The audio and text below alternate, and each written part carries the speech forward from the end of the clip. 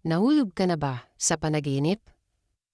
Mga kaibigan, ayon sa mga sinaunang kwento, kapag nahulog ka daw sa panaginip ay ibig sabihin, ikaw ay namatay na at binubuhat na ng mga anghel ang iyong kaluluwa papunta sa langit. Kaya lang, ito ay nabibitawan nila na dahilan para ikaw ay magising. Ayon naman sa mga dream experts, ang ibig sabihin daw ng nahuhulog sa panaginip ay sa tunay na buhay, nawawalan ka na ng kontrol sa isang mahalagang bagay sa buhay mo.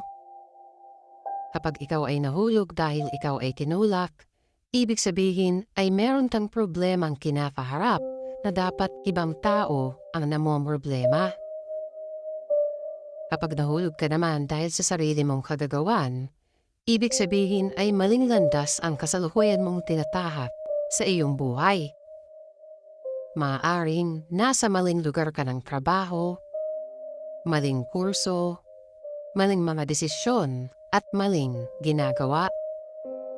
May mga kaibigan, ayon naman sa dreamdictionary.org, madalas daw mapanaginipan ng mga tao na nahuhulog sila kapag sa tunay na buhay ay nakakaramdam sila ng matinding pagod at stress at kapag ikaw ay sumusobra sa pag-inom ng kape.